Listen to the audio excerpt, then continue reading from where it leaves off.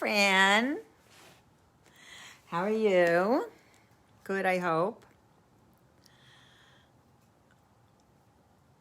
Gosh, it's been such a long time. Welcome to this week's Parsha class, Torah class. You are the first. You get an award. Free Shabbos dinner in the future. Hi, Phyllis. Hope you're feeling better. Hope you're feeling good and you're reading your storybooks, and I have more books for you if you want. Okay, so don't worry. I can get you some books if you need them. Hi, Barbara. I like the on-time comers. I love that. It gives me somebody to talk to besides myself. Hi, Donna. Oh, wow. How are you? Nice. Welcome. Welcome to our Facebook Parsha class. In my son's music studio. Okay, I think that lighting is better. Trying to get the perfect lighting. So did everybody have a good week? Let's see what has happened I have some exciting news, but I'm going to wait a few minutes to tell my exciting news. I'm going to just wait a few minutes, being it's just 8 o'clock. Oh, Myrna, hello. You're going to hear exciting news in a few minutes, everybody. So, yeah. Myrna's one of my swim partners. She and I swam the Kinneret together in a few years ago, a few times, in a, I think it was, how many miles? I don't know, it took me 3 hours to swim it. I think it was 2.5 miles, maybe. It was a fundraiser for a home for handicapped children. Hi, Jill. How are you? Swimming tomorrow. No, not too cold. We're swimming tomorrow. Don't worry. We have our own personal 2.5 miles. That was the swim we did. 2.5 miles. And I'm looking forward to doing it again this summer, hopefully. Maybe. Maybe it'll just be in my pool. But, so welcome, everybody. We're going to just wait a few more minutes. I was in Laguna Beach yesterday. I spent the night in Laguna, which is very beautiful. I want to encourage everybody to go to the beach if you can. Hi, Patrice. Okay, Patrice is here. We can start. Miranda, how are you? So nice. And Karen, wow, we have so many people from so many faraway places. So, welcome. I think we're going to, we'll wait another few minutes to start. Let me see. So I was encouraging everybody to go to the beach. I was at Laguna Beach today. There's a beautiful beach that I used to go to with my mother all the time. It's by a hotel called the Montage Hotel off Pacific Coast Highway. I have wonderful friends in Laguna that I stay with. Hi, Stephanie. Naftali. Oh, my grandson. That's so exciting. He's going to stay tuned for the Mazel Tov news. Thank you, Stephanie. I just had my hair went to New York and came back. It went to be taken care of in New York, and it's just come back. So, okay. Thanks, Naftali. Mazel Tov. So I just want to actually, before we begin the class, which we're going to begin right now, I want to say a few things. First, I want to say to my dear friend Stephanie, it's her son's 17th birthday tonight. Yosef Halevi ben Sephora, he should have a blessed year and bring himself and his mother Naches. Thank you, Patrice. And I just want to share the very exciting news that my oldest grandson, Mendel Schwartz, a few minutes ago became engaged. And we are going to have a wedding in our family very, very soon. So it's really quite exciting news, hot off the presses. You are the first people to hear about it. And nobody else knows yet but the family. Although in Lubavitch, probably within 5 minutes, about 5,000 people will be knowing. But you know before those 5,000 people. Hi, Yana. How are you? So my beautiful grandson, our oldest grandson, Noah, wow, so nice. His name is Menachem Mendel Schwartz. If anybody knows my son Sholem Shaya, it's his son. And he just got engaged to a beautiful girl. Her name is Esti Zwick from South Africa. And the answer is yes, the wedding will be in South Africa. And no, I will not be there, unfortunately. Unless Mashiach comes, but that's a good opportunity for Mashiach to come. And then the wedding will be in Jerusalem. So this will be my first grandson getting married. I have three beautiful granddaughters that are married. And those three beautiful granddaughters made me into a great grandmother. So it is really very thrilling for our family. And you know what? And when there is a simcha, when there's a joyous occasion, it's not just for my personal family. It's for all the Jewish nation, that we're all one, we're all connected, and we all share in each other's joys. And we know that in a time of darkness, and that this certainly is a time when there's a lot of darkness, there's a lot of light, but there's a lot of darkness. We know that joy has the ability to push away darkness. So the more joy, the more weddings, the more. Stella, my grandson just got engaged, Mazel Tov. And no, I have many. Naftali is my grandson, married to one of my granddaughters. I have 3 granddaughters married. And now it's going to be one grandson. So it's a good thing I don't buy presents because I'd be broke. But I give a lot of love, and I do offer babysitting, so that makes up for it. Okay, so we're going to start today. We're going to start with, there's many, hi Dina, how are you? There's many things in this week's Torah reading, Parsha Shmot, and I just want to say that this week on Monday was the Yortzeit of the Rambam, and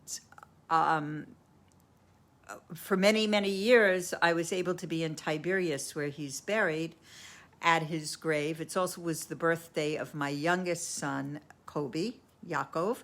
It was also the Yortzeit of Yaakov Abukatsera, and which is one of the people that my son Kobe is named for.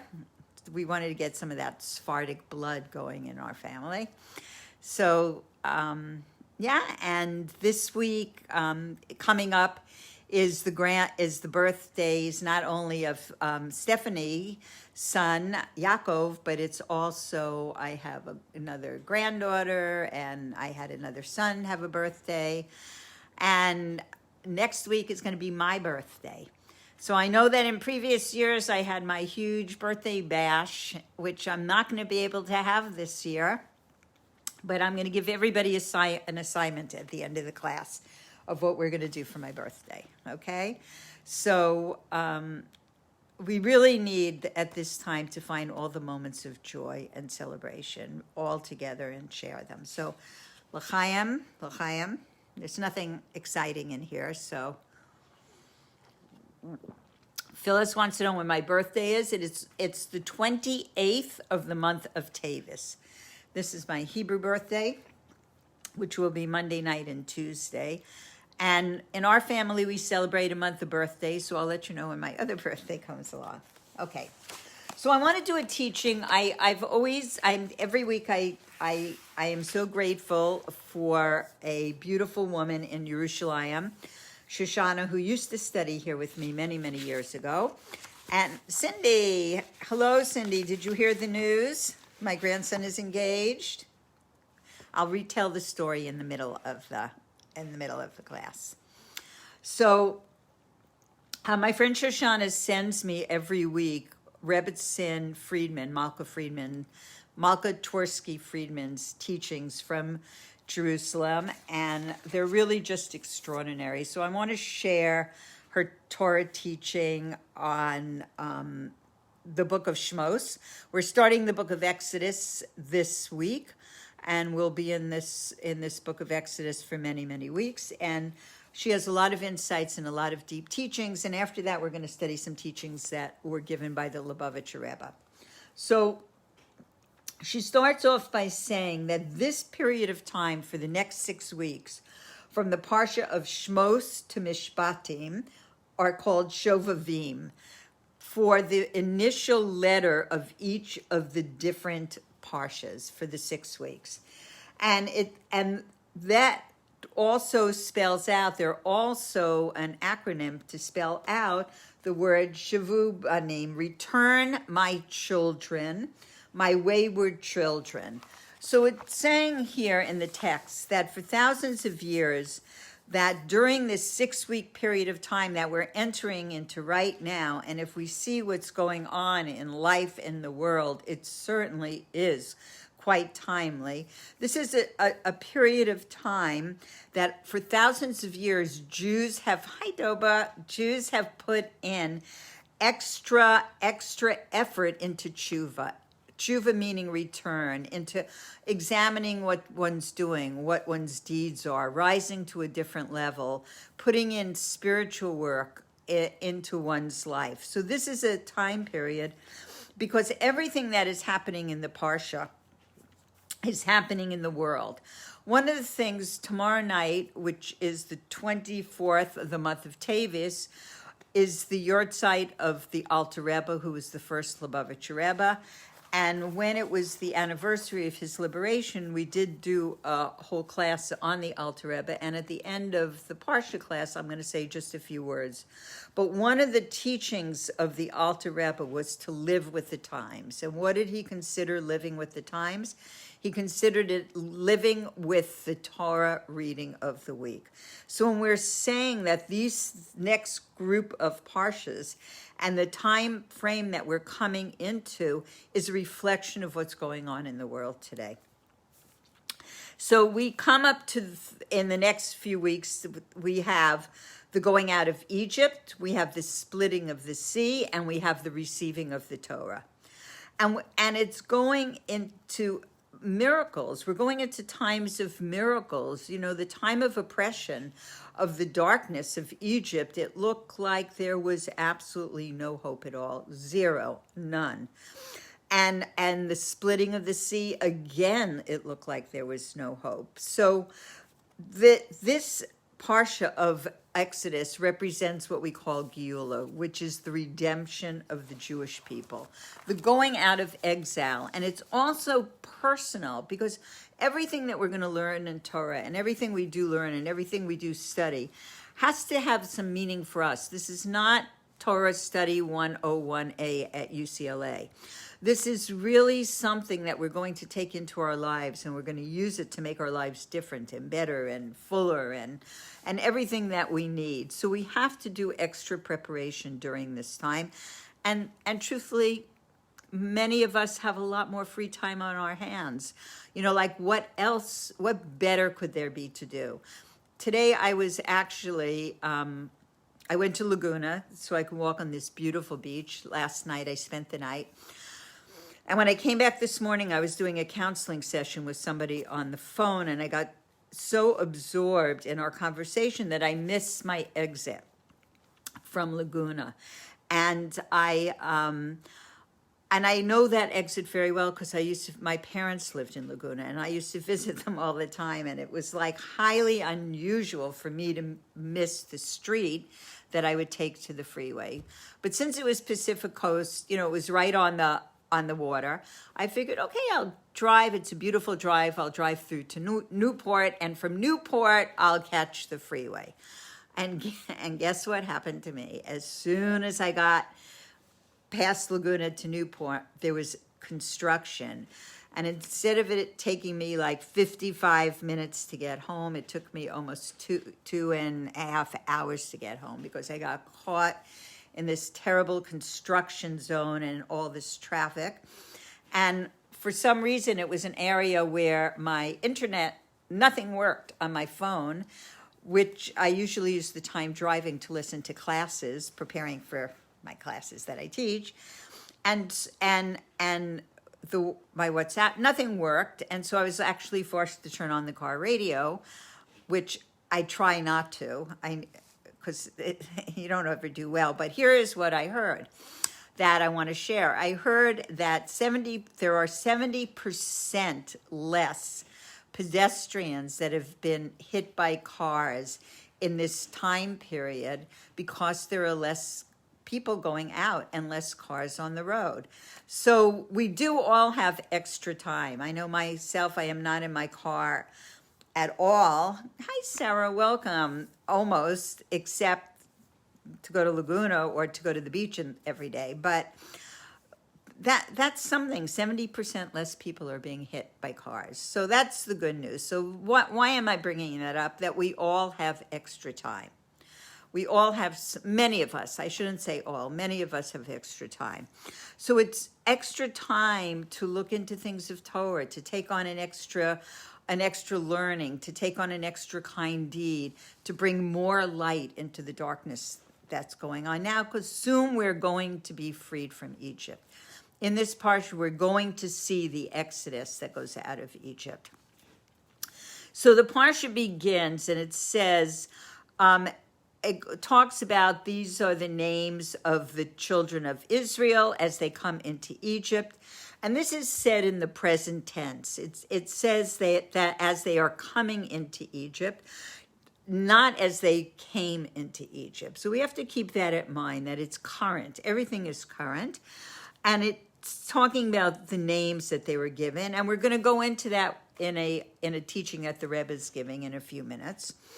And it means that for every year, for every generation, there is particular care for our personal exile. So every time that we come to read this particular piece of Torah, the book of Exodus, every year, every generation, our ancestors, our grandparents, our parents, us, that there's practical information for us in particular, you and me, to get out of our own personal exile. And that's what the exile of Egypt represents. Just a reminder that the word Egypt comes from, the word is Mitzrayim, and it comes from the root Metzurim, or Metzer, which is limitations, boundaries, narrowness. So it's time also not only for the Jewish people in general, but for us in particular to get out of our own personal exiles. And what happens when you're in exile? God is hidden, covered. And it says that what happened to the Jews in Egypt, they had to get into this back-breaking labor, this difficult, tremendous darkness of slavery. And they had to, in that darkness, search for God. They had to have that as an anchor to hold on to. And how did they get strength? And it says the strength came from keeping their own names, which we will go into in a minute. So Rashi, which is the major commentator, asks a question that last week the Torah reading ended with naming the tribes. And this week, again, we're giving the names. And it says why. The question is asked why. So it says, God has a love for us, and he counts us. And how does he count us? He counts us by names. And it says also that he counts the stars, and he counts the stars by name. And what do the stars do? As they shine? They light up the heavens. So it says when God calls us by name, he's like in the mornings when we wake up from sleep, he's returning our souls to us. And he's saying to each of us, you Cinderella, you Sarah, you Stephanie, here is your soul. I'm giving you back your soul. Go out into the darkness of the world and shine. Because what do we know about stars? They shine all the time, but we don't see them shine in the daylight. But when do we see them shine? We see them shine in the darkness. So you want to bring out the light with the strength of your soul. Everyone's soul has a strength, and everyone's soul has a light. And we want to shine today. And how do we do it? We have to have this level of what we call faith, emunah. We have to find that inside ourselves. And it says that our names are our potential. It's the potential of our souls. And we spend our whole life growing into our names. You know, it's never over. It says that a person at their end of their life can do tshuva. There's actually, I think I told this story before about Grandma Roz, but Grandma Roz was 74 years old when she came and started studying with me. Good morning, Jerusalem, Sarah, and my beautiful daughter-in-law, Rachalea. Now I'm very excited. So, and Tamar, hi, everybody. It's just so much fun to say hello. Okay, I'll continue. So Grandma Roz, when she was 74 years old, she came, hi Esther, she came to study. It's a long story. I'm going to try to make my very long story very short because I have told this story before. She came to study, and when she came for the birth of a great-grandchild, and when she was going back to Florida, I asked her if she would start lighting Shabbos candles, to try lighting them for, she had been lighting here, to keep on lighting them for a period of time. And what happened to her at the age of 74, where she had never lit Shabbos candles before her whole entire life, is that she made a commitment to light every week. And I told her originally, light before sundown. If you want to go disco dancing, feel free, whatever you want to do afterwards, but light them on time. Light them before sundown. And she said all her friends knew, ooh, Rabbi Kushi, welcome. So she said that all her friends knew not to call her at sundown, and that she took on lighting her Shabbos candles every week. And about 2 months passed, and she was having a grandchild in New York get married in a non-kosher restaurant on a Friday night. And she flew into New York, and she had told her daughter-in-law and her son that she now lit Shabbos candles, and please have Shabbos candles ready for her before they would go to this wedding. And they forgot. I mean, it wasn't important to them, and they didn't think about it. And so when she got to the restaurant, it was still before sundown, and she went into the kitchen. And he said, do you happen to have any candles? And it was January, and January comes right after Christmas. And they had one big fat red candle and one big fat green candle. And they handed them to her. And then she's saying, where am I going to put these? And she looks in the restaurant, and she sees a big potted plant. And she put the candles in the plant, and she lit them, and she said the blessing. And she lit candles from the time she was she started at 78. I'm 74. She started at 78. And she lit until she passed away at the age of 82, and she never missed a Friday night. So we're coming back to our Parsha, where it says that we have our whole life to grow into the potential of our names. That's where being called every day when our neshamas are being given back to us. This is your potential. Shine like the stars in the sky. Shine with your potential. So it says that in some sense, our names can even be a prophecy for us, where we can go with it and what we can do. And it says that every parent has what we call divine inspiration of what that soul name is of that child. So one of the commentators, the great sage Abaran Bernal, explains that the point of the exile. So he says, like the stars that are scattered in the sky, we are scattered as Jews.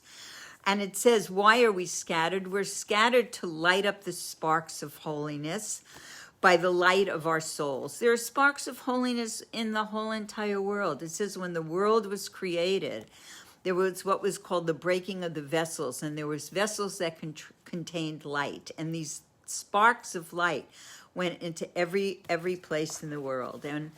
And when I lived in Nepal, and I lived with the Tibetans, and they have a prayer wheel where they walk around and they say a Hindu chant, and I actually would say the Shema.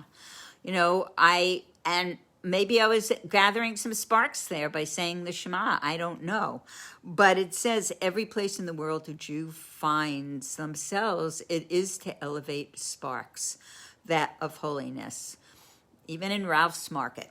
Okay, so it says again that when we see the stars only at night, because in the dark sky, and we only see their brightness when it is dark, when it is a time of darkness. And when do you see the stars the best? When it's pitch dark, when it's pure darkness, when, you know, in those old camp days up in the mountains, when there were no street lights, and there, you know, and you'd lie down on the fields and you'd look up and you would see just the brightness, how bright the stars were in the darkest of skies. So we have this strength within our souls. And it says we see it glowing in the darkness, that we see people emerging, really such heroism at so many times in the darkness. You know, people who saw a need. You know, there's an organization in Israel, and it's called Yad Sarah. And Yad Sarah it's a multi-million-dollar organization today that provides for everywhere in the country wheelchairs and hospital beds and walkers. And during COVID, I read about how many tanks of oxygen were distributed a day through Yad Sarah. And how did Yad Sarah start?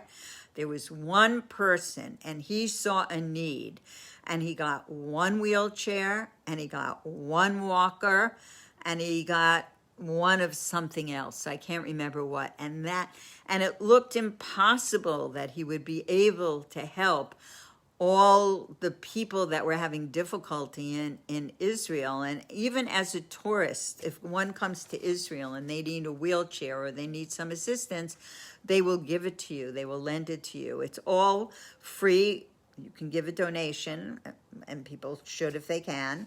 But it started by one person shining brightly in the darkness. And that's what it's telling us, that our neshamas are given back to us every morning. And our neshamas, our souls, neshama means soul, are called to shine. And it says that we can see people in the darkness changing their lives. And what do we know about the Exodus? We know that it was the women, it was on the merit of the women that the Jews were redeemed out of Egypt. And women are shining. Today you just see there's so many apps that I'm on. I have this, does anybody want it? I have this, do you need this? Do you need that? People helping each other all the time. This is the beauty and the light of the Jewish woman. So we have Miriam, who is the sister of Moses, and we have her mother Yocheved. And Pharaoh came to them. The wicked Pharaoh came to them and wanted them to kill the baby boys that were born. And we'll go into why in a few minutes. But he knew that as Jewish women, they would never kill these babies. So he changed their names to Shifra and Pua. Those were Egyptian names. Now we've taken the name Shifra, and it's now a Jewish name. I have a beautiful daughter-in-law, Shifra. But it says that he gave them these names because he thought it would change the essence of their care and their dedication to Jewish babies, and that they would never, with a Jewish name, perform an atrocity on any Jewish child.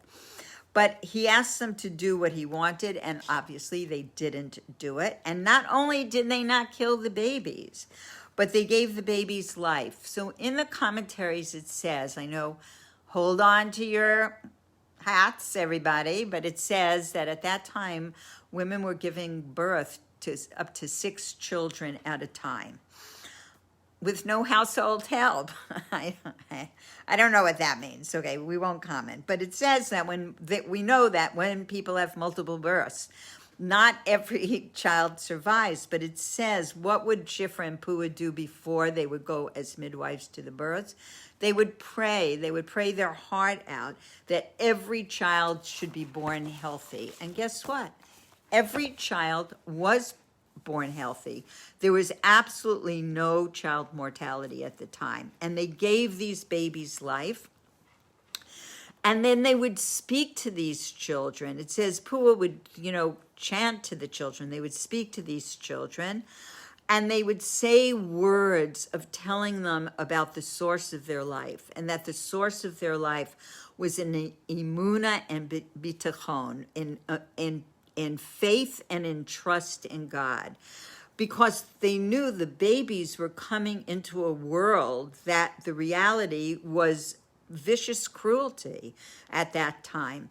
And how could they even grow in this environment? So they gave them these words and gave them the strength to live by the words of Geula, to live by the words of redemption that would be coming. And then they gathered once a week, all the women together, and they read them from scrolls that were written by Yaakov with words of courage and strength.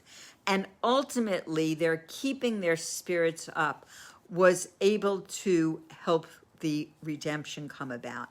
And when their husbands were in the depths of despair from terrible degradation and all the horror they had to undergo, the women built them up again. And this is also another level of bringing the redemption.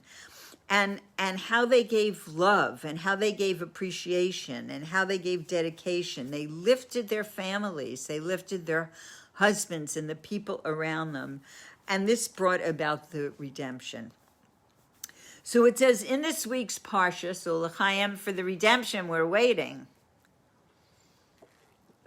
I would like to get to my grandson's wedding. For anybody who just tuned in, Mazel tov to my grandson, Mendel Schwartz from Crown Heights. His father is Sholem Shaya. For anybody, he just became engaged to a beautiful girl from South Africa. Her name is Esty. And anybody who knows me knows how much I love to travel, and I've never been to South Africa. So Mashiach's going to have to come, and then it's going to be in Jerusalem, which I'm much happier to go to than anywhere. Okay, so it says that there's many, many parts of this that I want to speak about. I think we're coming to a place where I think I'm going to just come back to this, okay? You're going to remind me. We're going to come back to the burning bush. So let's just continue in the vein that we were talking, and then we'll just come back to this, okay? So I just want to, again, we're talking about, this is the book of names, and it starts, these are the names of the children of Israel, and it says that this is communicating the entire theme of this first book. So we know that in previous parshas it went over in great detail all the names, and we also know excuse me, that the Torah never uses a word, a phrase, a comment, anything. Hi, Jody. Hi, Sarah Lydia. Anything superfluous. Like there has to be a meaning if it's being repeated. So why are all these names mentioned a second time in this week's Parsha? So Donna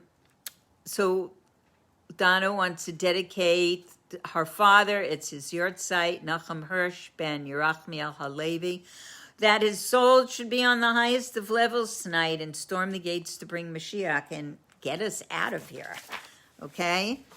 So the Midrash says that the Torah mentions the names of the Jewish people to allude to the fact that during the 210 years that they lived in Egypt, they did not change their names. It says, just as they entered Egypt bearing Jewish names, they left bearing Jewish names, and they did not change their names to fit in with the Egyptian culture. So the Midrash is telling us that the text could have just said they didn't change their names. So when it begins the book of Shmos with, these are the names of the children of Israel, the listing of the names, the individual names, points to a deeper intention because, as we said, every single word in the Torah is so carefully chosen. So it says, the Midrash is commenting, the Jewish people are compared to the hosts of the heavens. And it's again bringing up this whole concept of compared to the stars, compared to the different stars. He counts the number of stars and he gives names to them all. Like, so I heard a teacher say, he says to Saturn, shine. Like each one he speaks to individually. And so when the Jews descended to Egypt, God counted them and he called them all by name, just as he called all the stars by name, and said, these are the names of the children of Israel. So whenever Jews enter exile, there is a possibility that they will be nullified, meaning they will be absorbed into the host culture. That was the whole story of Hanukkah, is that the Hellenists wanted to be absorbed. They wanted to absorb the Jewish nation, to take their customs, to take all their Jewishness away from them, their connection to God, and make them Greek. But it says here, by counting the Jews by names and counting them by number and calling them by name, God is ensuring that we will not be absorbed in a foreign culture. So to explain this according to terms of Jewish law, it says when there is a forbidden food that's mixed with more than 60 times the amount of kosher food, that the forbidden food is considered nullified, insignificant. So let's say you have a vat of chicken soup that's 60 times more than a tiny splash of milk that happened to plop into that chicken soup, then that 60-time reference makes that little bit of milk insignificant and the item is kosher. There's also a principle that when something is counted, it will never become insignificant. It will never become non-kosher. And that the very act of counting endows it with importance. So no matter what the ratio, it's not nullified by counting. And a similar concept applies with regard to any object that has a name. One of the commandments in the Torah is a commandment that when one is reaping produce, that if one forgets some of it, it falls behind on the ground, the poor can harvest it.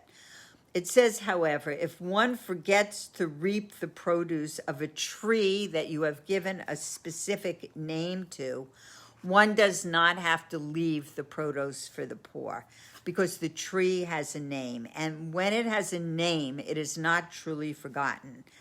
Even though it might appear that the owner of the tree has forgotten it, because of the name, it has a permanent place in their thoughts. And that this represents a greater degree of importance. And it reminds me of a very heartbreaking story that I read, and it used to be my source of very good information, Reader's Digest, in the past, but it's fallen by the wayside over the years. I don't look at it anymore. It's not so interesting. But there was a story of a man. He was called Grizzly Bob, and he actually, I think, was a school teacher, a natural of science and naturalist history here in California and in Oregon. And his specialty was bears and grizzly bears. And in the summers, he would go to the high mountains and he would track them and observe them and be a scientist watching them. And the tragic story is that he and his girlfriend met their ending. I won't go into any more graphic detail than that, with grizzly bears. And one of the things that the other naturalists said after his death was that he became too familiar with them, that he named all the bears. And when he named the bears, it took away a barrier between him and the bear, meaning that he formed a sort of relationship by naming them. And he lost his edge in being careful. So it's not the same story, but it reminds me of this, that it says that when you name a tree, you'll never forget about that tree, and therefore its produce, all of it belongs to you. So it's going on to say, the Rebbe is going on to say that before the Jews went into exile, God counted them and called them by name. And it says it appeared in the exile that he had forgotten about them. Here they were being tortured by these horrible Egyptians. And it says that the people said, God has forsaken me. The Lord has forsaken me. But it says that because they were important to God, and that God counted them and called them by name, they will never become nullified or abandoned, that God will never, ever forget them. So let me just see. We have a few. Phyllis knows everything. Anything that I share, Phyllis has seen. It's very good that I have backup. Thank you, Phyllis. So it says that calling Jews by name made them a significant entity which can never become nullified. And this endowed them with the strength to persevere, to keep going. And they were able to endure the Egyptian exile, and they were able to come out of it bearing the same names as when they descended. So that's such a beautiful insight into why the Parsha starts by naming them again, even though they were named in a previous Parsha.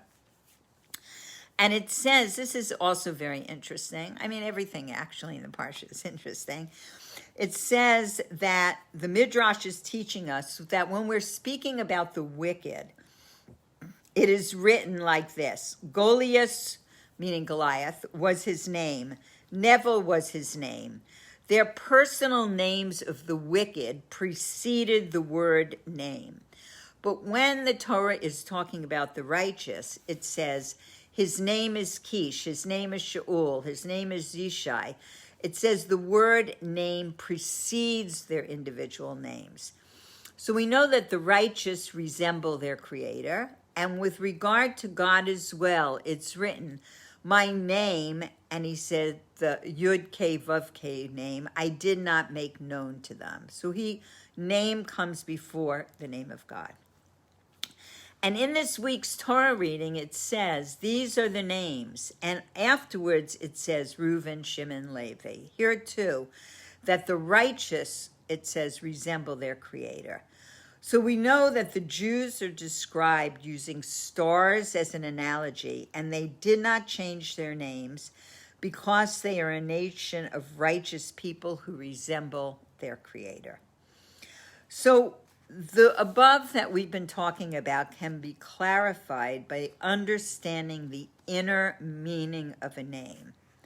And I just want to say, if there's anybody watching that does not yet have a Hebrew name and would like one, you can email me, olivia@highcenter.org, or if you know my number, you could text me. I don't mind giving it to you. I mean, if somebody wants it.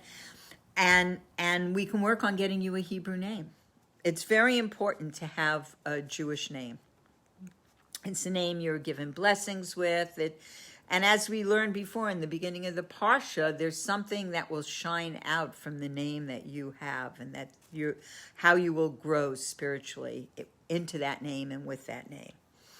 So it says the divine light which comes to the world can be considered like God's name. So we know divine light represents consciousness also.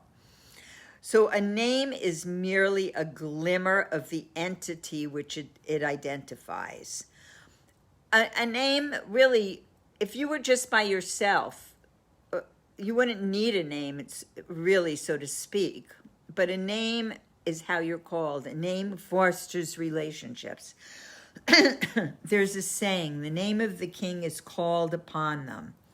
It's only the name, not the essence of the king, by which his country is known. A name does not relate to a person's essence. It's a medium, it's a channel through which one person can establish a relationship with another. Also with regard to God, his name relates to the creation, which is a realm apart from himself. He really doesn't have need for a name because really everything is one. Everything is godly. He is holy. And it says that Jewish souls serve a bond with God's essence because they are literally, actually a part of God. And other created beings cannot fully appreciate a Jewish soul. And that's just putting it mildly, okay? It says, your nation are all righteous, just as only God's name is a glimmer. The name is a glimmer of his essence and is enclosed in the world. Also, only a glimmer of the essence of a Jewish soul is enclosed in the body. The body is not able to contain the soul in all its entirety. We know, according to Kabbalah and Hasidus, that there are 5 levels of the soul: Nefesh, Ruach, Neshama, Chaya, and Yechida. So the 3 first ones are the ones within the body, and the Chaya and the Yechida are levels that are out surrounding the body. And it also, we have a verse. These are the names of the children of Israel who entered the land of Egypt. It's meaning only the names, meaning a glimmer of the Jew's soul which experienced Egypt, the boundaries and the limitations of this material world. The soul's essence does not enter exile, okay? So that there's a glimmer of that essence. There's only some of it that's within the body that experiences the limitations and boundaries. But the essence does not enter into exile. And the soul cannot be confined, so that empowers this glimmer, which is enclosed to the body, in the body, to withstand being affected by the concealment and the veiling of godliness. That is characteristic of exile. Why do we call it exile? We don't see the hand of God. We don't see the godliness. We're not close. We're not in a level that we're able to perceive it and to serve God. And it says that the soul remains perfect despite the fact that the body into which it is enclosed has descended into exile. So the element of the soul, which remains unconfined by the body, empowers the glimmer that is in the body. We're strengthened from the part that is above the exile, that can still long for that attachment to God, that doesn't see darkness, that perceives the light and is drawn to the light. It's like if you're hungry and you eat an apple, you want an apple and you're really hungry, and you eat the apple and then you're satisfied and you don't really want more apple. You've had it. But what about holiness? If you're hungry for holiness and you taste holiness, you're never satisfied with a small taste of holiness. You want more holiness and more holiness and more holiness. So that the divine service that is enclosed in by this glimmer that's enclosed in the body is there in the body to elevate the soul's essence, because we know that the purpose of a soul's descent into this material world is an ascent. If anybody's ever been to Ascent in Israel, in Sfat, you're welcome to join me this summer. Wish hopeful thinking. Yes, I'm going to be in Ascent this summer in Israel. You're all welcome to come. But it says the soul's descent into the material realm is for the purpose of an ascent for the soul. And it says that the ascent is made not just because of this little glimmer that's in the body, but because of the essence of the soul that exists in the spiritual realms. And this essence of the soul rises to a higher level than it ever would have been able to attain if it hadn't descended into the body. If it hadn't come down and descended into the body, into this limited physical world. And it says the reason that the glimmer, which is the name of a soul, can elevate its essence is because the name actually invokes essence. When we call a person by name, they respond with their entire essence. And there's a well-known story of the Alter Rebbe and one of his grandchildren. I don't remember, maybe it was the Tzemach Tzedek, who was sitting on his lap and said, is this the Zaydeh? I mean, the grandfather, and he pulled on his beard, and he said, no. And is this the Zaydeh? And he pulled on his ear, and he said, no. And then when the Alter Rebbe got up to walk out of the room, the child yelled, Zaydeh, and he turned around, and he goes, there's the Zaydeh. That whole essence is the whole person. And we can evoke that. And when we call a person by name, they respond with their entire essence. And we know when a person is unconscious and they faint, one of the things they say to do is whisper their Jewish name in their ear, and it will arouse the essence of the soul to draw down energy to reanimate the body. So what is our divine service in this world? It's to refine our bodies, our animal souls, and the portion of the world which is given to each of us. Purdue Avenue, right here. So it says we don't need to be affected by difficulties and concealment of godliness that are brought about by the body and the animal soul. We can, even in a body, even having an animal soul, devote ourselves to matters of the soul, which is the study of the Torah and the observance of mitzvahs. Mitzvahs being commandments, good deeds, things that we're doing or refraining from not doing. And this is personal. We need to refine and transform our bodies, our animal soul, and our portion of the world and make them a vessel for godliness.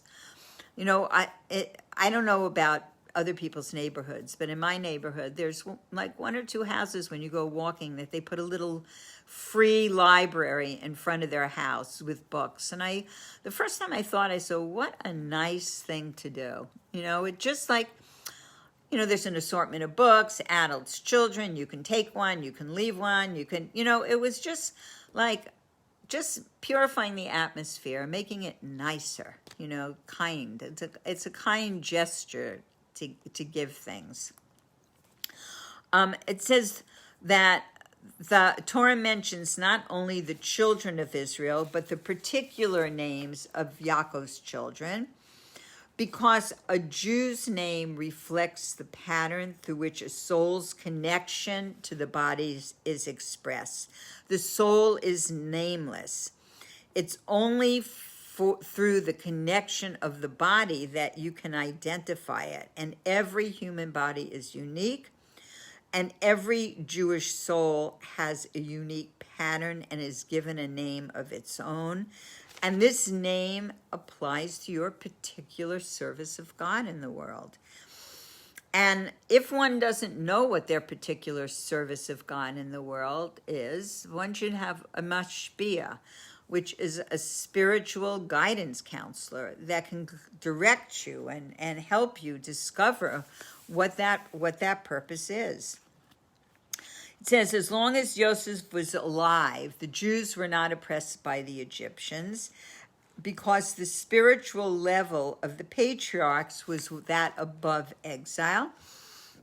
And it says that Joseph was able to communicate Yaakov's spiritual influence to the lower levels. Only after he died, it says there was a Pharaoh that did not know Joseph, and it says that's when the oppression began. And again, and these are the names of the children of Israel. The name Shmos, which is the name of the Parsha, relates to the general theme of the book. And it says it alludes to the Jews' divine service carried out in exile on two levels. One is Only the name, which is a glimmer of the soul's essence, descended into exile, that the essence of the soul remained above exile, and gives this glimmer power to complete its task and not be swept up in that darkness. And two is that our mission is to involve those elements that relate to our name, meaning our body, our animal soul, and our portion of the world. Even though I'd like to be in another portion of the world, this is my portion of the world. You know, the Lubavitcher Rebbe, when he would write letters, he would write your city. Not only, so that makes sense, writing letters, write your city, but that's, for instance, when my husband once went to speak to him, and it was in New York, and he looked at him, and my husband was asking for a blessing for his father, and the Rebbe kept saying, what's his name? And my husband kept saying, Moshe ben Yitzhak, and the Rebbe said, who? And again, my husband said, Moshe ben Yitzhak, and again, he said, who? And he said, Moshe ben Yitzhak. He couldn't get what the Rebbe really wanted. The Rebbe went like this, okay, I'll answer the question. He said, Schwartz, Atlantic City. That's how that is a way. I can't say, I don't know how the Rebbe looked at people, but that is an indication that for many people, the way he looked at them was their portion of the world, that they were given to elevate that portion. So our letters always said Schwartz, LA. So here I am, Purdue Avenue. So it says that when we're working on elevating our body, our animal soul, and our portion, this will lead to the redemption. This will lead to the exodus from Egypt and allow the essence of our soul to ascend. And the crowning phrase is to make a sanctuary. It says, and I will dwell within, meaning within each and every individual, that God will dwell in your portion with each and every individual. And it says, it goes on in Parsha Shmot to say, even in the most difficult parts of the exile, we must know that we do not need to become intimidated, and we do not need to despair, for the essence of our soul is never in exile, and nothing can conceal it. And this essence empowers a Jew that not to be crushed by the exile, and to carry out their mission to refine the body, animal, soul, and portion of the world. And we see this in our time. We see this in Russia, with the underground that the Rebbe's set up of the Russian Jews that were able to shine in their souls and their portion amidst terrible darkness. But they were still able to not be in exile spiritually.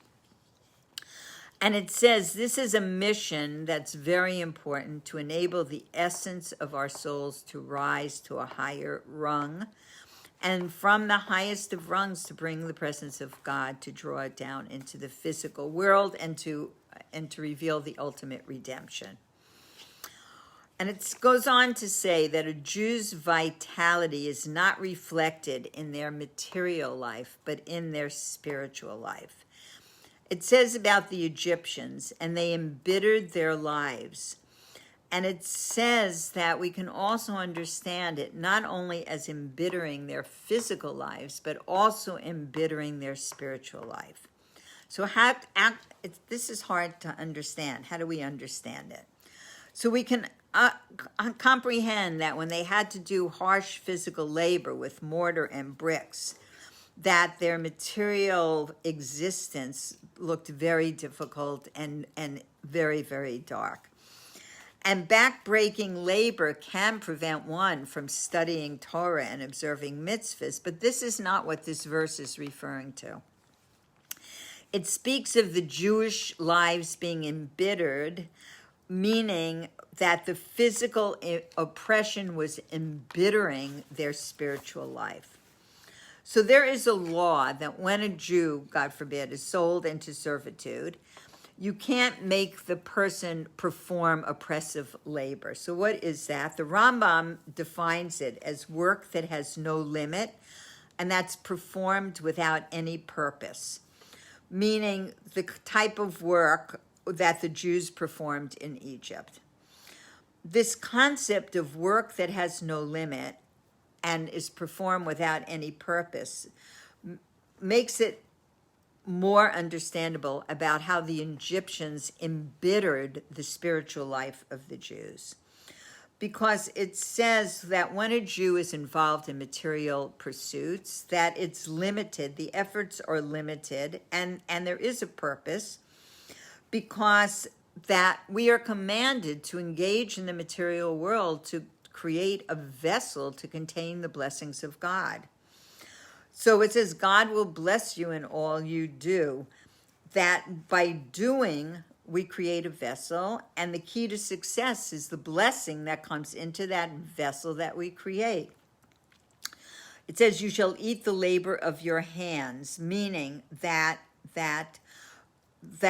our labor should be performed by our hands, which is the external and the lower facets of our personality, not the part that is engaging in Torah mitzvahs, but our physicality that needs to connect with the world. And that's how we perform labor with our hands. And also it says that our labor should have a time limit, so there's enough time for prayer and for fixed times to study Torah, etc., etc. This will make a person's work purposeful, that it doesn't need to be sitting on top of the mountain and learning all day. It needs to be working in the physical world, but it needs to be working with the inclusion of time for Torah study and good deeds, etc., etc. And for business activities carried out according to the directives of Torah, then it will become a blessing for God, a vessel for God's blessing. Because we know that all the blessings come from God, and that you're not going to create more than you're supposed to have, or you will have. So it says that that when work is over, when evening has come and all the workers are going home, for instance, it's time to close shop, but a person might still be preoccupied and worrying about their business. You know, one of the first books I read when I first was returning to observing a more Jewish-oriented life was Herman Wouk's book, This Is My God. And I don't remember the book at all, except for one part in the book. And it was a part where he had a play that was going on Broadway. And during the week and before the play, the intensity of the amount of work and the amount of turmoil and agonizing and decision-making was just over the top. I don't think the play had opened yet. It was just like over the top intense. And then it was Friday afternoon and it was Shabbos and he was leaving. He was going home, and people couldn't understand it. Like, you're leaving? What do you mean you're leaving? We have hours and hours and we're days away from, what do you mean you're leaving? It's Shabbos. And he talked about being able to go home and not even pay attention, not think, and not worry, and not put his mind by his business, but go into that whole atmosphere of Shabbos. And the minute that Shabbos was over, rush back to the theater and start again. And those few lines that he wrote made a very significant impression on me, that a person could actually enter into a space of Shabbos and could leave those worries, those cares, that being bound up with the business and material world behind, and enter into this unique space of holiness for the time that one is in the space of Shabbos, and then to walk out of that. So this teaching is going on to say that we don't want to get caught up in the trap of that you can never leave that behind. You know, there are times to be involved in it, and there are times that we have to put that aside. And it says also there are material concerns which are purposeful. For instance, guarding one's physical health is a valid activity. Maintaining a healthy and a sound body is a path of God. This is essential because good health is essential for one's divine service. To be involved in the materiality of that is very important. And it says, according from the Baal Shem Tov, there's a very famous teaching in Hasidus. And it says, when you see a donkey fallen under its load, you shall surely help unload it. So the Baal Shem Tov explains that the donkey, which is Homer in Hebrew, refers to our material concerns and also more particularly to our bodily concerns. And our approach should be not to break the body and not to ignore the body, but to lift it up. And it says because our body was chosen specifically from God and we must care for it. So this is an example of a material activity with a purpose. It says crafty business dealings and pursuit of honor are, by contrast, a work that has no limit and is performed without any purpose. So now we can appreciate what the Torah is saying when it says the Egyptians embittered our spiritual life because they wanted to tap into the unique spiritual potential that is possessed by the Jews, and they wanted to take that away from us and use it for their own purpose. Because everything that was made by God is made with a limit, with a specific intent. And what is the only thing capable of work that has no limit is our godly souls. Because our souls are connected with the essence of God, and it's unbounded, that connection. So it says this potential also transcends any sense of purpose, because every Jew contains within themselves the possibility, the potential for self-sacrifice, mesiras nefesh, that transcends the limits of reason. And it says that this is work, a positive version of work without a purpose, meaning we can do it for the sake of no reward. We're doing it because we want to be connected to God. And we want to be connected, have this work, spiritual work in its fullest sense. So, and it says it is even possible to employ this limitless power of the godly soul for evil, God forbid. Because some can consider darkness as light and light as darkness, and bitter as sweet and sweet as bitter, which leads to back-breaking work, like the Egyptians oppose, work that has no limit, and that is performed without any purpose, and this embitters the spiritual life of the godly soul. But a person can use their spiritual vitality in the sphere of holiness rather than for worldly matters. And it says that you might choose to be holy in the wrong areas for yourself. That everybody has their own particular mission, and your mission is not your friend's mission or your neighbor's mission. And it says that the Yetzer Hara, that evil inclination, is very cunning. So it's not going to tell you to go out and do something that blatantly you would never do. It says it might encourage you to do a holy work, but in a path that's not yours, that's somebody else's. So that we have to really have a mashpia. We have to have guidance to understand what our mission is, what our path is, and if we're going in that direction. You know, it's often you can imagine being involved in one task, and all of a sudden, there was there was a many years ago I saw this on the computer, and it was a woman is going to bed, and she says goodnight to her husband. They're watching TV, and she says goodnight to her husband, and then she walks through the kitchen, and then she sees, the dishes have to be washed, and then they have to be put away, and then she sees that lunches have to be made for the kids. And then she's walking up the stairs, she sees the laundry needs to be folded, and it goes on and on for 3 pages. Her intention was to go to sleep, but for 3 pages, it's where she's distracted and what she's doing on the way. And then it says, and now her husband was tired and he wanted to go to sleep.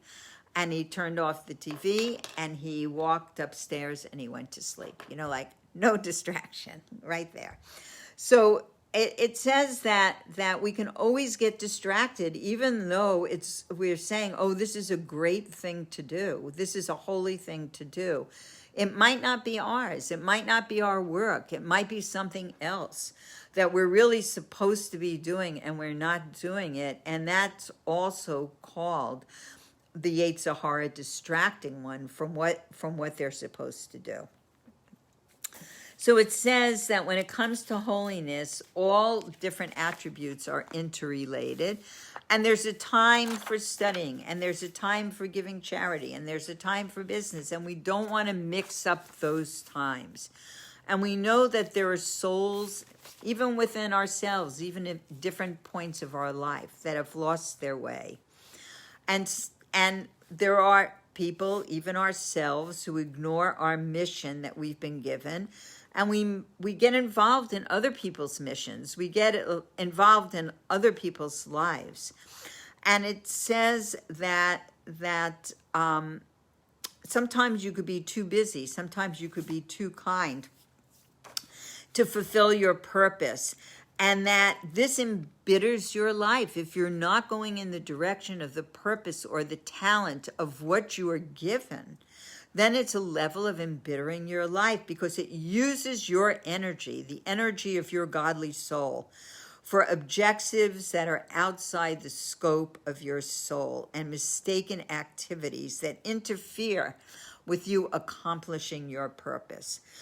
And this is why, really, the Lubavitcher Rebbe always talked about having a mashpia, really having a spiritual guidance counselor that you can run things in front of, because you can use holiness and you can use it not in the correct way also.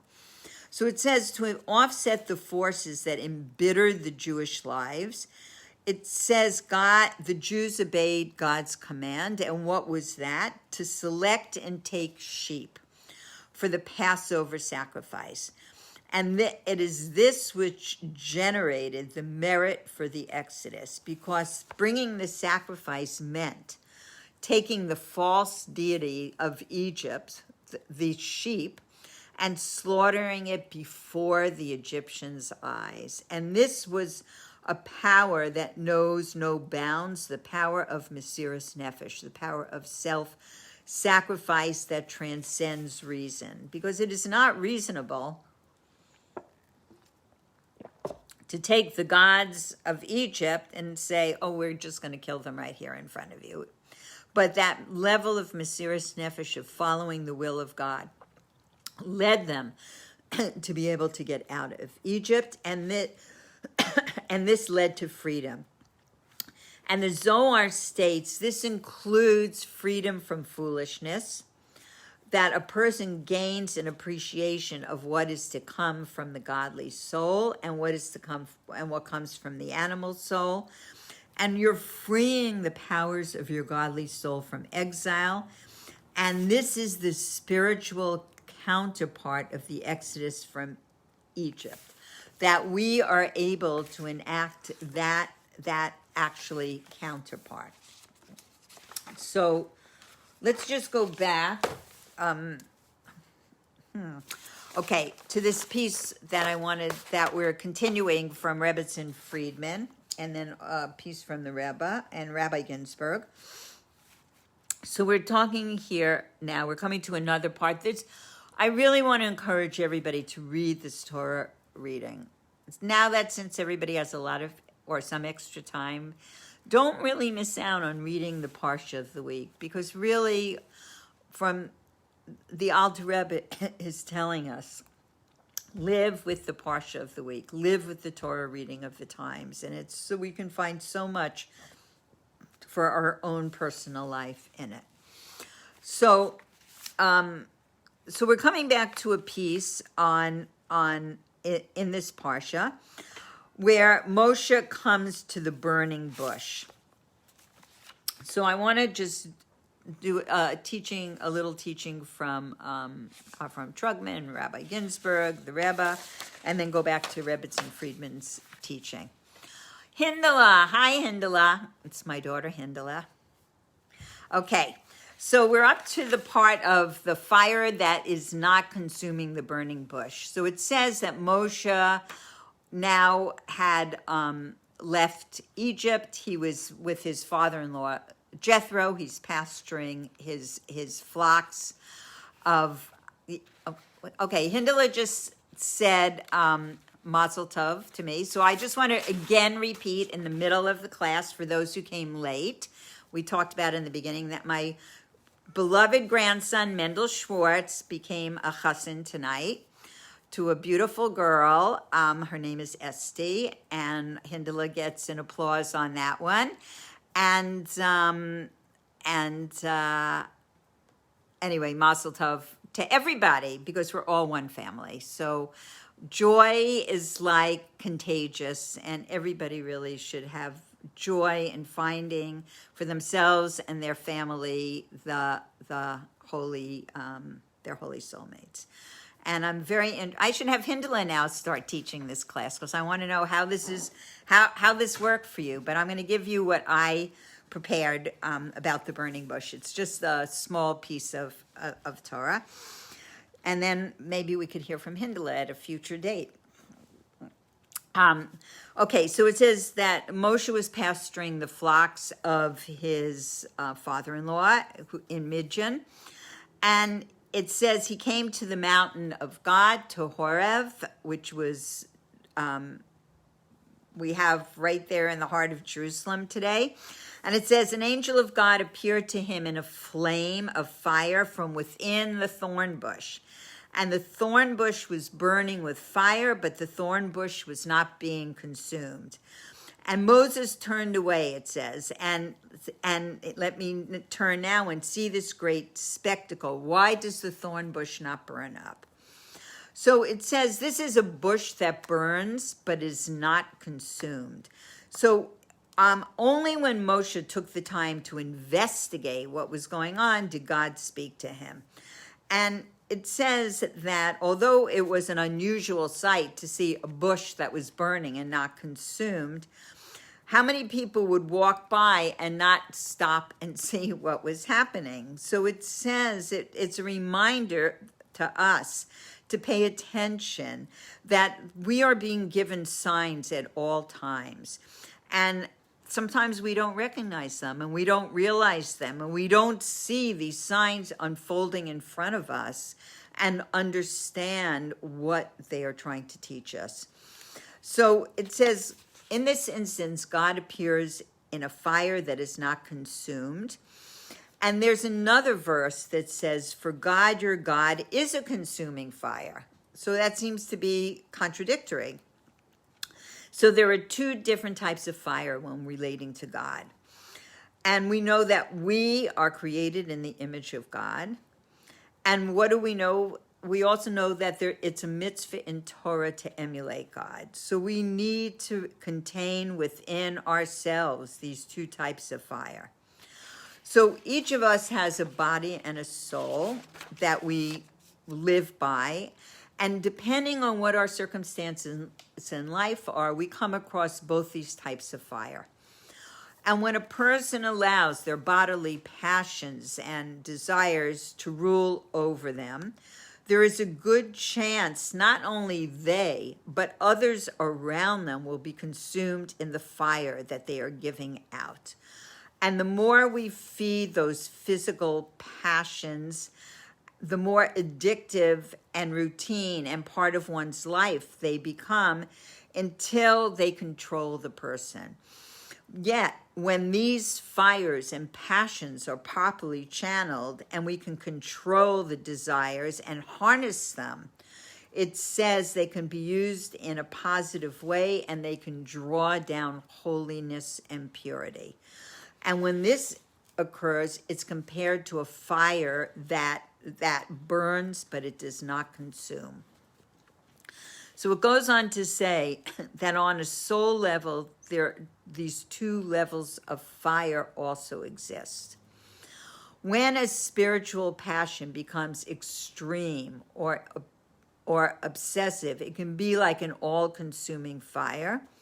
Because extreme asceticism, we don't believe in asceticism in Jewish practice, because it can destroy the body. And I have known people who have done that by their extreme ascetic behavior, have actually meditated or themselves out of this world by that extreme. We're taught balance. And it sounds nice. Okay, balance. Did you ever try to balance on like a thin balance board, high up in the air and walk across it? Balance is very hard to achieve. It sounds like it shouldn't be, but balance is really a skill. So it says that any extreme behavior has the ability to destroy. And even in our language, and even in the language we use expressions, I got burnt, I'm burnt out, these kind of things, that it's too much, I can't handle, all of these things are like a burning that's consuming, a fire that's consuming. But we want to look at the positive. And in the positive, the soul is compared to a fire that is always seeking its flame. And seeking its source, that its flame is always going upward to its divine source. And in Hebrew, the word for flame is shalhevet, and the numerical equivalent is 737. And it says that we're taught to love God with words that also equal that same value. And they are in this Shema. And it says to love God with all your heart and with all your soul and with all your means. And that teaches us that true love of God should be experienced as a burning passion, all-encompassing, that is driving us upward to be reunited with the source, but in a balanced way, in a healthy way, and in a joyous way. So Aaron, it says, the high priest was commanded to light the menorah in the temple. And it says he was commanded to kindle the lights until the flame was able to rise up on its own power. So it says that it wasn't only to light the lights. It wasn't only to make sure the light rose up, but it was to make sure the light would stay lit on its own. So it says that we don't want to have a spiritual connection or a love of God that's superficial, that's based on obligation, that's based on duty, that won't be enough light to keep your light lit. Like we talked about before, when your neshama, your soul, is given back to you, and it's shining. We're given the commandment every morning when our soul is being given back by God to shine it. One's love of God has to be in a manner that it will stay lit through all the ups and downs of life. How do you have that fire not consume, that fire that will always stay lit? And this is from a fervent love of God. And that is what we're trying to do in all the learning we do, in all the mitzvahs we do. We're trying to feed that love of God. And the Hebrew word for holy, we said it before, is kodesh.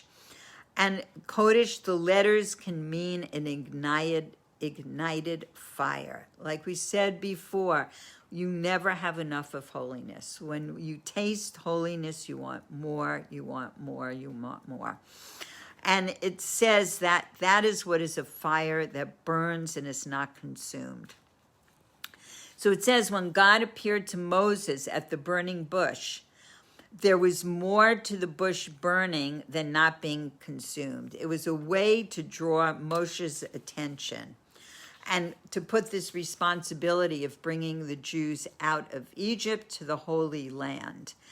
And it says that God was telling Moshe that if he would take this upon himself, this leadership, that his fire would burn, but it would not be consumed. So to go back to the teaching of Rebbetzin Friedman, she's teaching from the Karlina Rebbe, and he talks about Moshe coming to the burning bush, and it says he turns away his face. And the bush is burning, but it is not being devoured by the fire. And Moshe is seeing a spiritual revelation, and what happens? He feels unworthy, and he turns his face away, which is very interesting. And the Karlina is going on to say that the Torah is eternal for every person in every time. And a person has to be like this burning fire. So it was a thorn bush.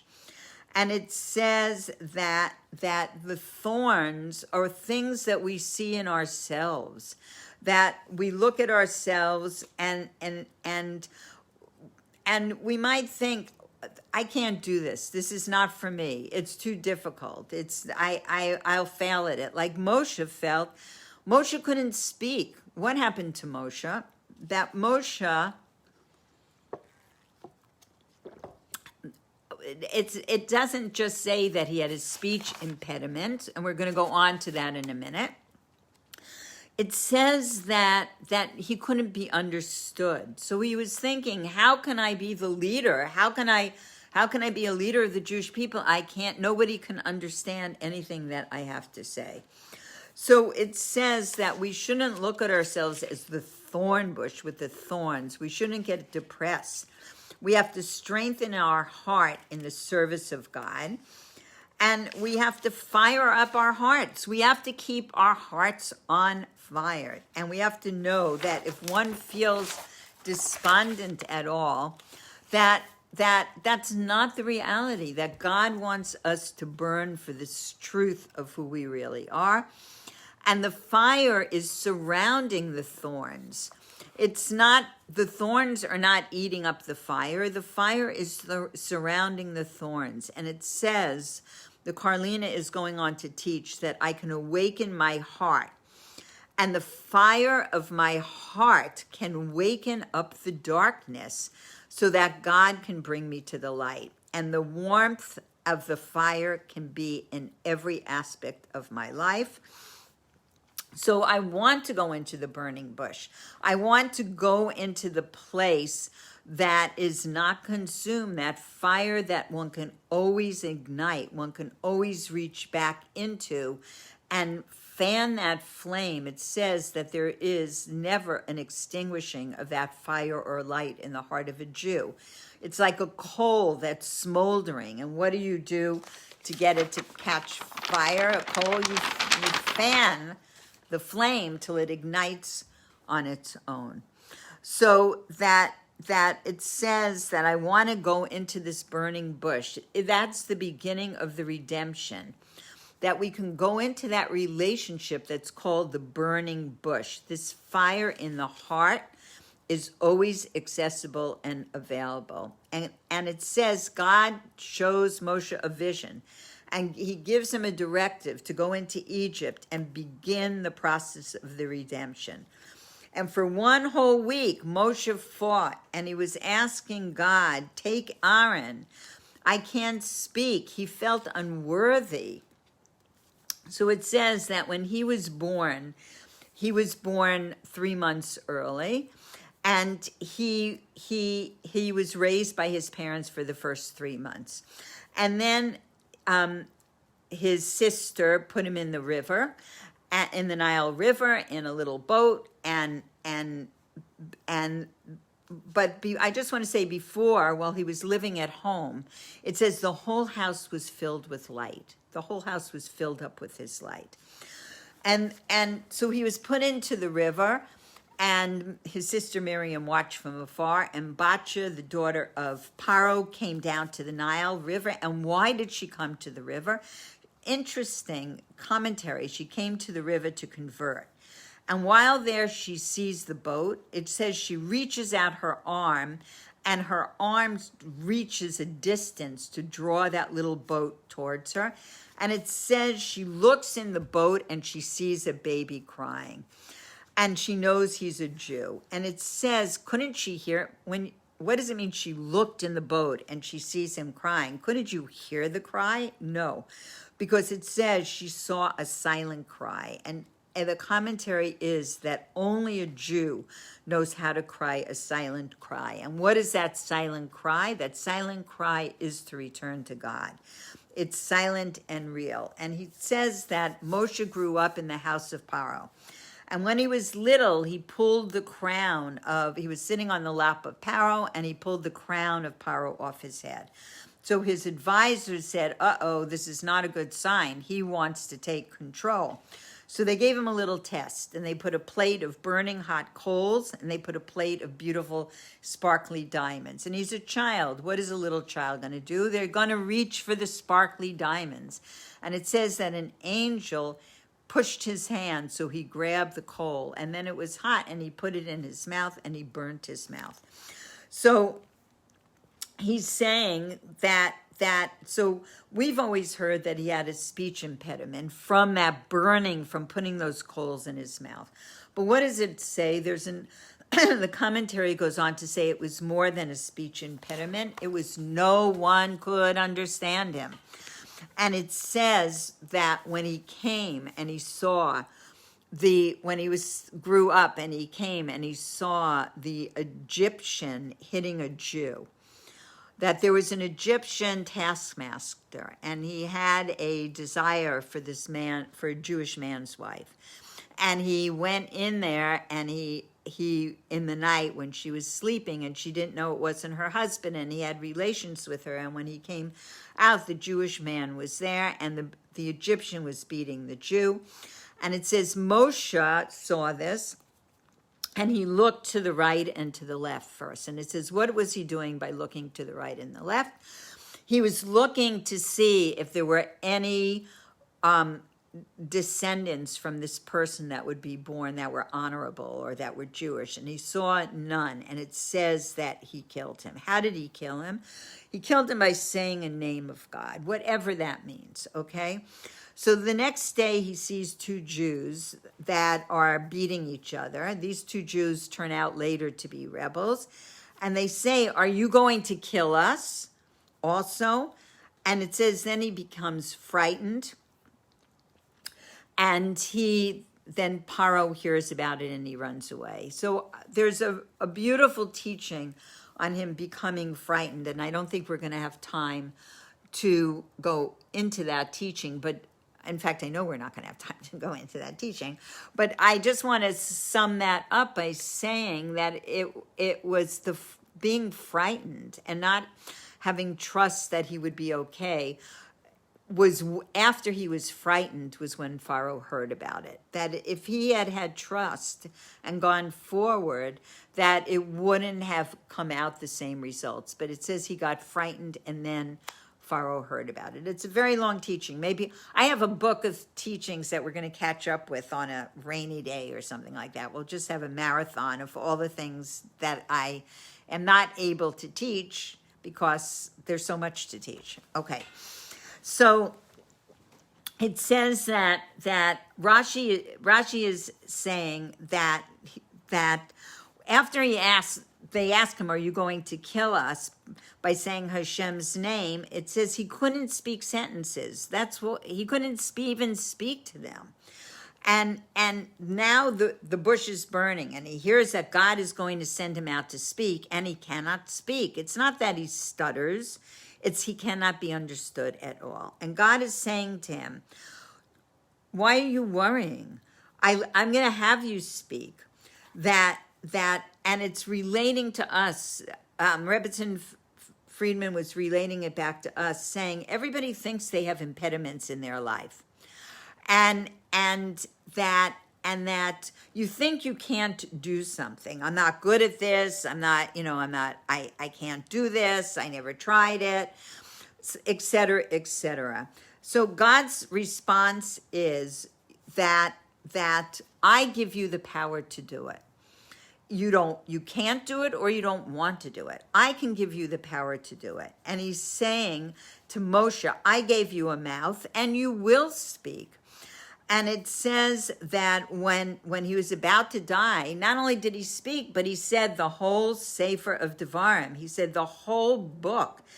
And so we're asking the question, this is a person no one could understand? No, he could be understood at the time that God gave him that power to do this. And at the end of his life, he speaks volumes. And it says that this is from God, that everything is from God. And so it's a teaching for us, like all of this is really such a teaching for us that in every part of this Parsha, that it has to relate to us. We cannot look at it as a story that happened. Oh, Mimi from Jerusalem. I have so many nice Jerusalem friends here. Okay, between sichas, we're now going to be starting a totally new sicha in the Parsha, but I'm going to actually tell a story. So again, Mimi didn't hear. For anybody who just came on, I am going to have a new granddaughter-in-law. Up till now, I've only had granddaughters that have been married. I have 3 beautiful married granddaughters. And now I'm having a grandson that's getting married. So now I'm going to have a granddaughter-in-law, whatever you call them. And I'm sure we're just going to be so happy to have her in the family. So I just want to share that with all of my friends that are waking up now in Jerusalem and just coming on. So I want to share a story that just happened last week, of course. And it's one of our I Love When That Happened, in the series of I Love When That Happens. And then we'll go on with another Sicha, so L'chaim. So I have a son that's in the food business, my son Yosef. And he has as part of a job, as part of a new job, he had to go, he lives in Miami, and he had to go to the Catskill Mountains, and he had to go to a dairy, like with cows. I don't know why I would think you wouldn't know that, but I used to milk cow. I guess I'm laughing because my first job in Israel was milking cows in a dairy, in a refit. I actually, for 6 months, milked cows. And if you go to a dairy today in Israel, I don't know about the one in the Catskills, but if you go and they have a lot of cows, you don't just milk cows by hand. But in those days, that when I was working in the refit, you would milk the cows by hand first. So first you would milk each cow, their udders, to make sure that they weren't ill, like there was no blood in the milk or that the milk was the right color. And then you would put the milking, whatever they were, on the cow. Now it's done totally differently. So I'm laughing because it brings back a lot of nice memories of working in a refit in Israel. But my son had to go to upstate New York, and he had to go to this dairy. And he went with his wife, and they were on a little birthday trip.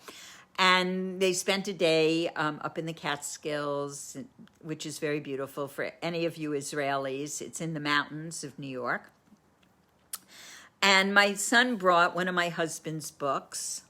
I should actually advertise it, since we have thousands in the garage, along with the High Center cups. If you come and buy a book, I'll give you a cup. But I'm going to bring it next week for show and tell. I'm looking around. I don't see one up here. so he gave the people that own this dairy, he gave them a present after and it was, I love when that happens. It's my husband's book.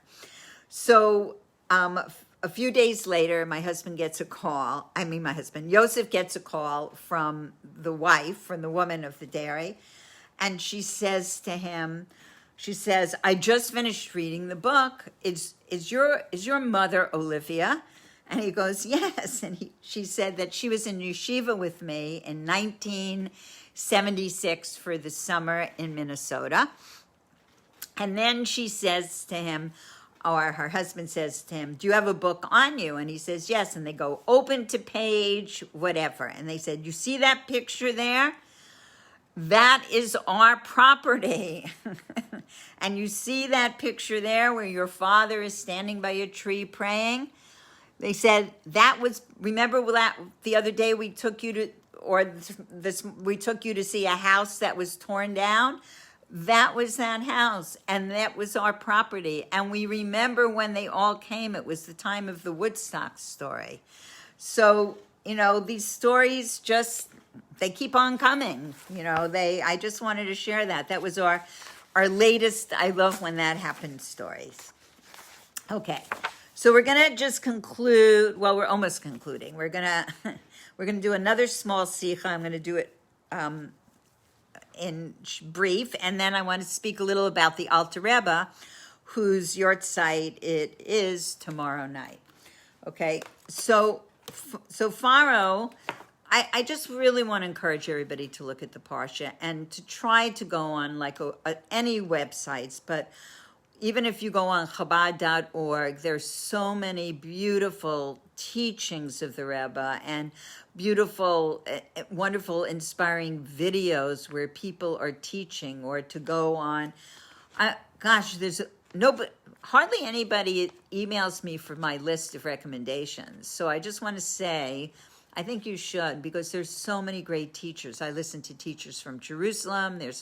I don't know if Mimi's still on. She teaches, and Sheva Chaya teaches, and my daughter Hindela does not yet teach publicly from Yerushalayim, but maybe we can applaud her, and she will. And anyway, there's so much to learn. Okay, so it says Pharaoh is telling the people, saying, every son that is born you should cast into the river, and every daughter you shall keep them alive. So you shall sustain, actually. So why did Pharaoh say, every daughter you shall sustain? Because really he wanted to cast all the boys into the river, because the astrologers had told him a Jewish woman would give birth to a boy who would eventually deliver Israel from Egypt. So his concern was with eliminating the boys so that the Jews would stay slaves in Egypt. So, and you would think, okay, he's letting the girls live, but we have to come to see why that was such a harsh decree. So it says, Pharaoh ordered the Egyptians to cast Jewish children into the river in order to cause their physical death, the boys' physical death. And it says that the girls must be sustained by them, meaning that they should be raised in the Egyptian way of life in order to kill their souls. So the boys would suffer a physical death and the girls would suffer a spiritual death. So, and it says that that's why the midwives were told to leave the girls alone as opposed to killing them. And Pharaoh hoped, because he was saying you can let the girls live, he hoped that this would make it easier for them to kill the boys. So it says that Torah mentions both decrees together in the same verse, which indicates that they were both extremely harsh, because to destroy the soul is as harsh as killing the body. And it says, in fact, it's worse. For spiritual death is worse than physical death. And it says that to cause a person to sin is worse than to kill him. For one who kills a person does so in regards to this world, but when forcing a person to sin and to wrong, puts them out of this world and the world to come. So the decree to raise Jewish children in the ways and practices of Egypt is alluded to in cast the sons, the boys, into the sea. Now we know that the Nile was an idol of Egypt, and the Egyptians worshipped the Nile because it was the source of their livelihood. No rain fell in Egypt, and the Nile provided irrigation for their fields. Hello, Melissa. If anybody ever goes on Facebook and wants to see amazing food, look up Melissa Abasera. I'm waiting for that amazing food to arrive on my doorstep, though. Okay, cast the children into the river has two implications. One is the physical exile of Egypt, which was to destroy the Jewish body, and the other was the spiritual exile of Egypt, was to destroy their souls. Because a river is a body of water, and water represents pleasure, as water causes the growth of all types of enjoyments. Now, one positive enjoyment from water is a spa, and I'm going to be looking soon at new, I know it's wishful thinking, at new places for the spa retreats. So stay tuned. So the exile of Egypt was the root of all the subsequent exiles. This is a very big deal because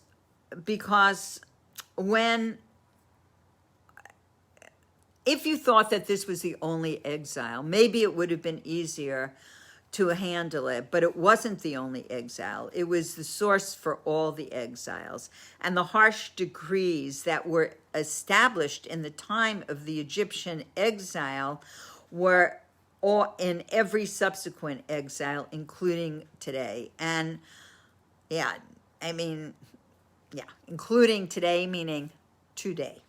Okay, so it says, today also there's a Pharaoh, the king of Egypt, and that is the spirit and the pressure of the society to throw Jewish children, and when I say Jewish children, it means us also as Jewish children, into the exile environment and the exile headspace, and to become immersed and drowned in that sea on the assumption that this will lead to livelihood, good culture, better life, whatever the excuses are. And it said also to put the Jewish children in the walls and buildings of Pithom and Ramses.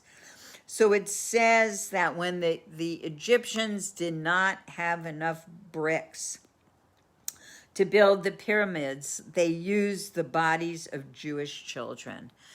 Now, I might have shared this story before, but really this is exactly the right place to share this story. So I hope that whoever's heard it will have the patience to hear it again. So I had a friend growing up. His name was John Cutler. He then became the head sound technician for the Grateful Dead for all the years that they were performing and the Grateful Dead. That's how I got my backstage passes to concerts. And we grew up together, and he told me his story. He said in 1972, the Grateful Dead were invited to perform in Egypt. And they flew to Egypt, and they were going to perform by the Great Pyramid. And he went out with all the equipment and the Egyptian technicians and everybody that was needed to set up the stage and the music and the equipment for the next day. And at the end of the day, when everything was set up, the officials that were with him said, okay, now we're all going to go. And he said, oh no, I'm not leaving. I'm staying here tonight with the equipment. And they said, oh no. They said, oh no, you can't do that. We have a law here in Egypt that no one is allowed to stay overnight by the Great Pyramid. And he looked at them and he said, fine, let's pack up all the equipment because this equipment is not staying here without me here. So they negotiated back and forth, and finally they said yes. And he was left there by himself. And he said there was like a room or somewhere that he could go inside. There was a small chamber that he could go inside. And when he was inside, he had, when we were children, we had a very reformed Jewish education. And so we learned something, but not a lot of things. But there was one thing that he was shocked that he retained, because as he stood in this room, in the Great Pyramid, he said at the top of his lungs, he shouted out, Shema Yisrael, Hashem Elokeinu, Hashem Echad. He said he doesn't know where it came from. He didn't even know he remembered the Shema. And he told me this story. And I just thought, maybe it's the souls of these Jewish children and the backbreaking labor that the Jews were made to perform in order to build this pyramid that reached into him, and somehow he made that connection. Because it says that this is the darkness of that exile, was the putting of Jewish children as bricks. I mean, it's the inhumanity of people is we don't think like that. We can't even imagine what that could be like.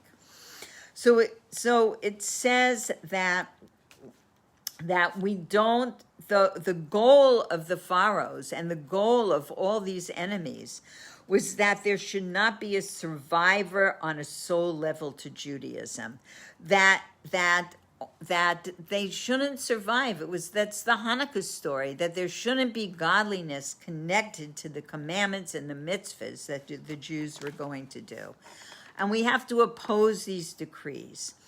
So it says that when it comes to educating ourselves, our children, and living a life, we cannot immerse ourselves in the Nile, meaning this idolatry of the nations and the idolatry of the life that goes on. We can't drown ourselves in that societal level. We have to remain as Jews, and we have to have a Jewish education. A Jewish education for children and a Jewish education for ourselves, because how will we know how to behave and what to do and what is of value without that great teaching?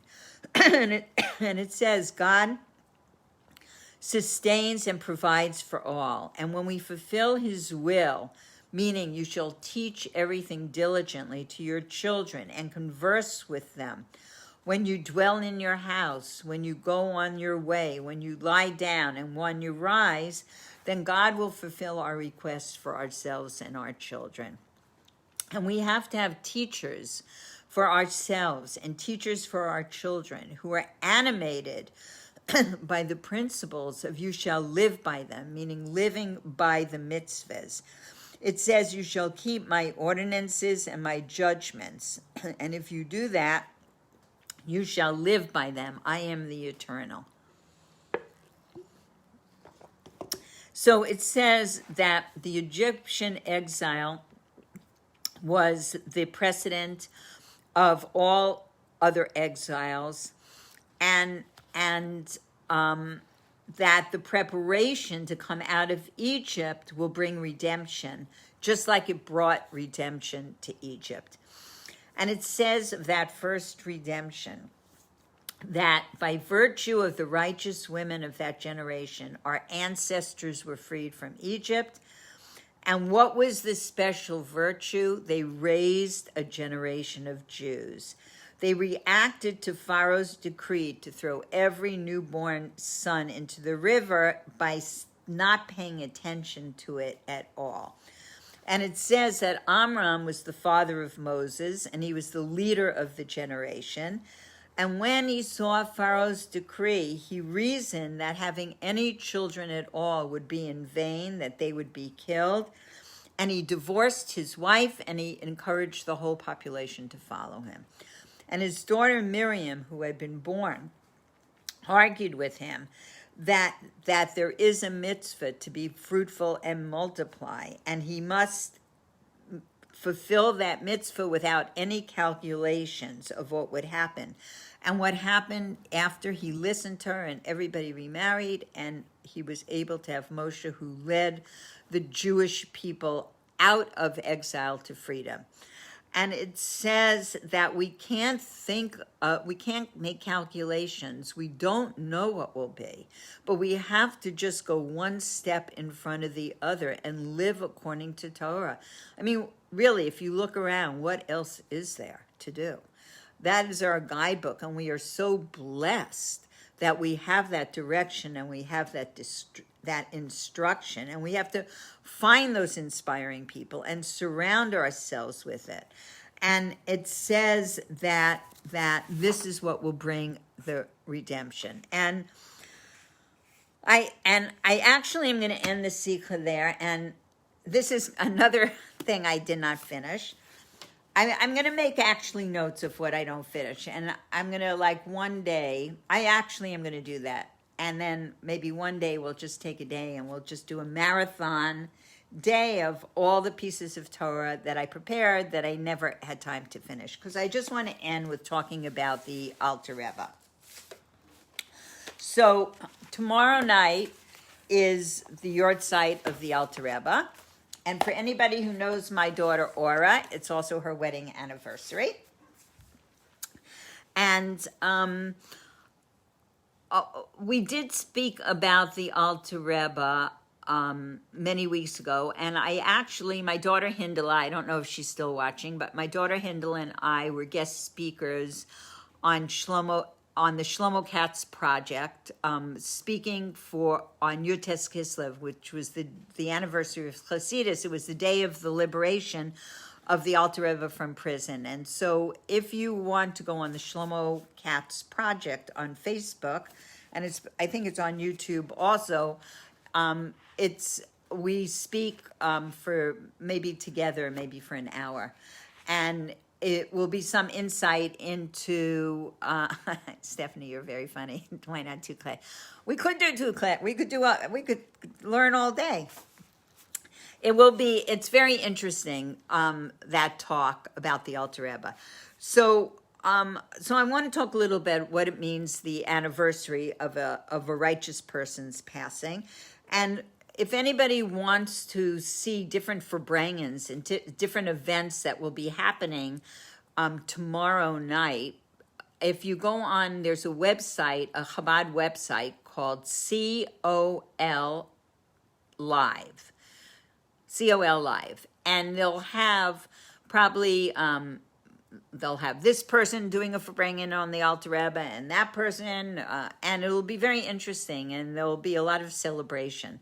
So, and a lot of good teaching about the Alter Rebbe.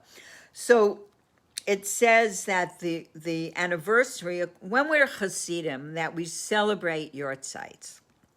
We celebrate it, and I just want to say my husband's Yortzeit is coming up in 3 weeks, and we are going to do a Zoom event. It will be the first year my family and I will not be in Israel, and we will be doing, it will be on Sunday, January 23rd in the morning, California time, and Israel will be in the nighttime, and we're going to be doing some music and some teaching and some people speaking for my husband's Yortzeit this year.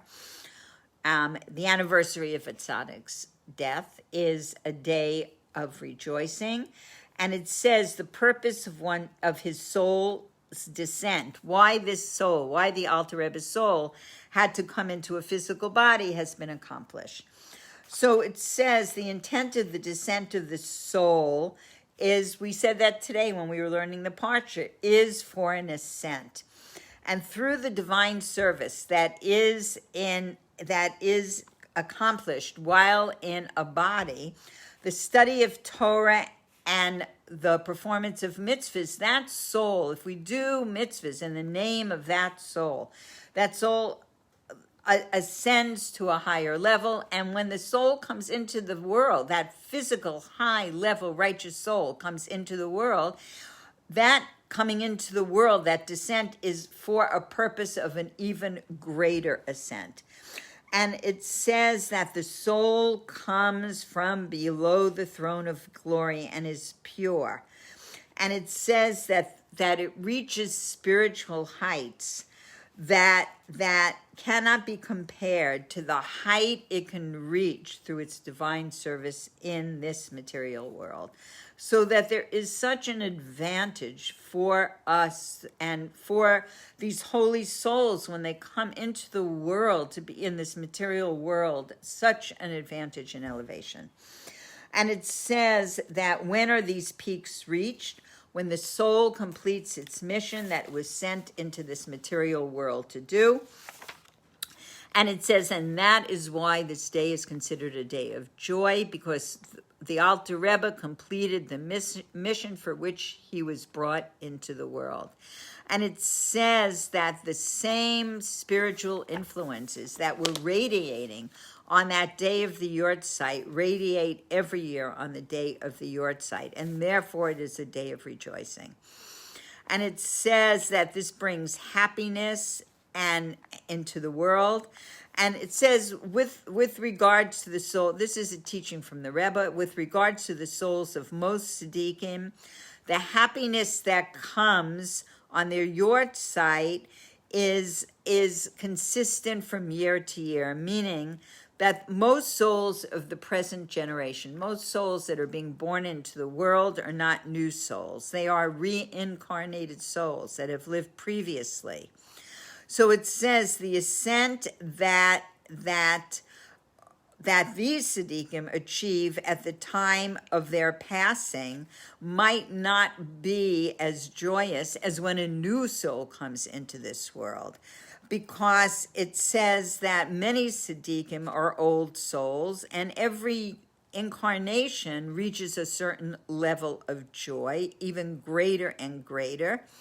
But it says that each time it's not a new celebration, but a soul like the Alter Rebbe is a new soul, a soul that never descended into the world before, and his passing was a time of unparalleled joy, even though the other holy and righteous people, when they pass, their Yortzeit is a time of joy, but this occasion of the Alter Rebbe's is unparalleled joy. And it says, and his spiritual influence is felt throughout the year.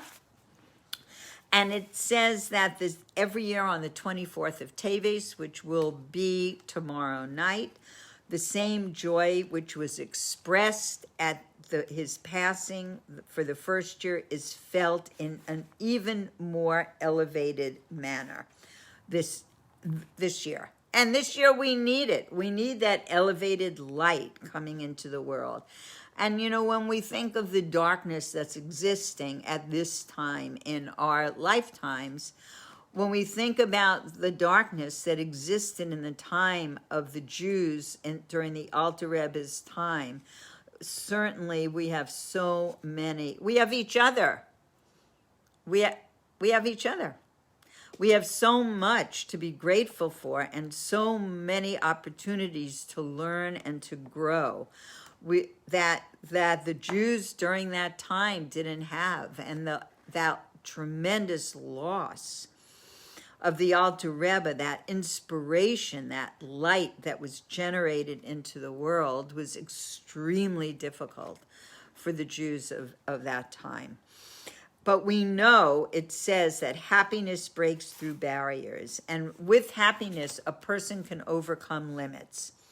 So the Lubavitcher Rebbe, that was our Rebbe, is giving a blessing that God should grant all that share a connection with the Alter Rebbe the potential to break through the barriers which hamper them, both in the material and spiritual matters. And may these blessings they receive be expressed without impediment, following the pattern.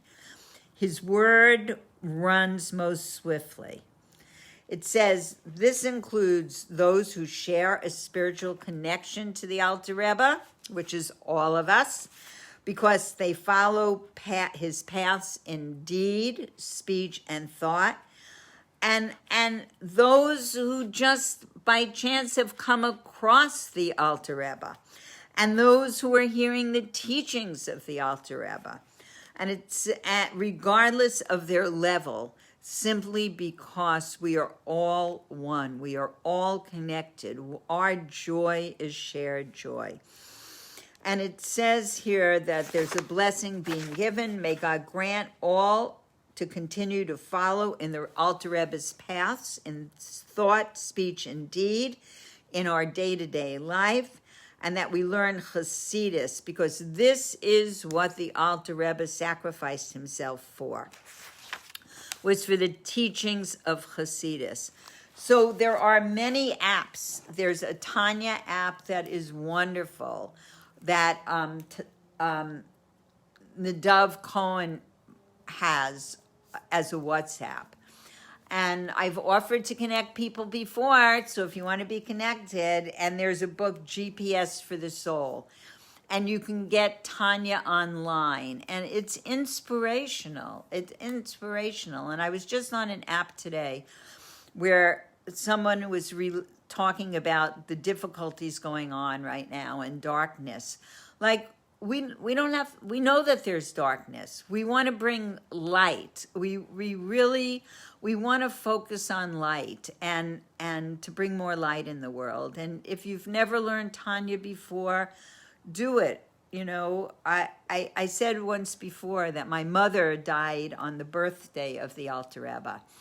And because of that, I went to the Ukraine with Rabbi Ginsburg and many other people, my husband and Miriam Rhodes and Hannah Rachel Schusterman, and we all went, besides a seminar that we did by the Baal Shem Tov, because it was also the birthday of the Baal Shem Tov, we went to the Alter Rebbe, and it was really the holiness of the moment, the holiness of the environment, the holiness of every step being taken there in the path of these people who really have lifted up my soul and the souls of the Jewish nation, was all pervasive.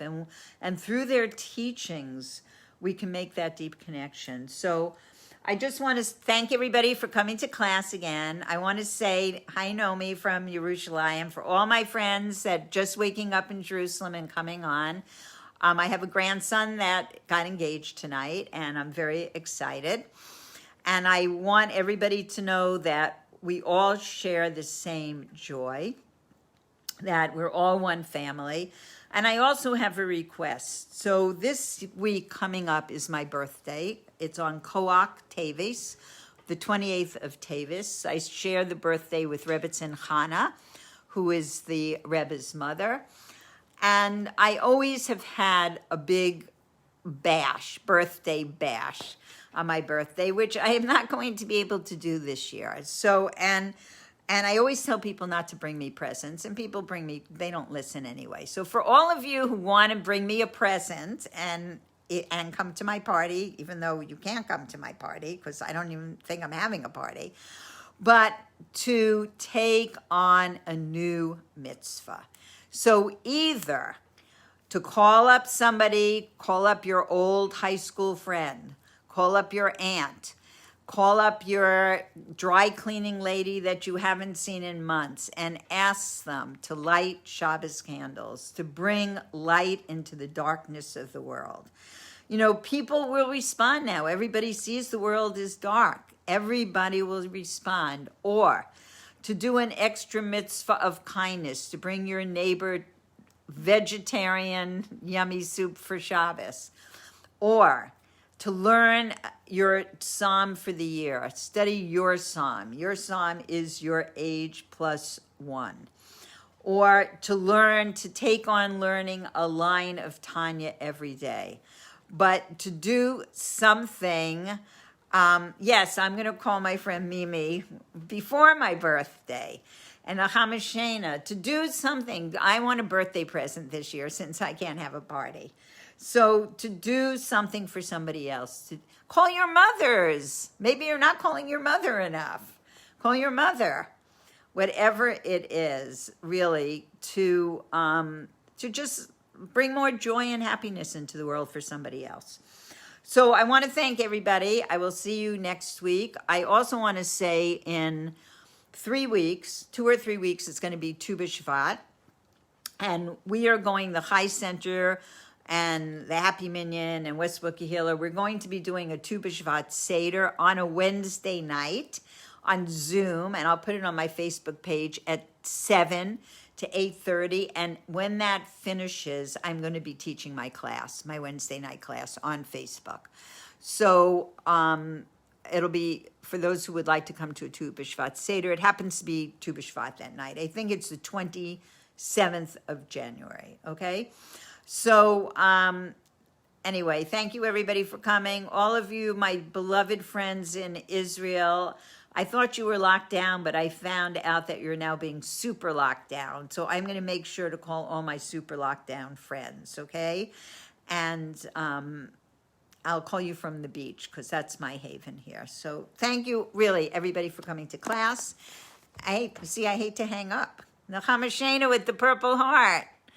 Okay, anyway, good night, everybody. I want to look at all the pictures of my grandson now and his new bride that I haven't gotten to look at because I've been teaching. So I'm going to look at all those pictures now. Okay. Good night. Good Shabbos. Yes, Nechama Shena. The beach is the best. Bye.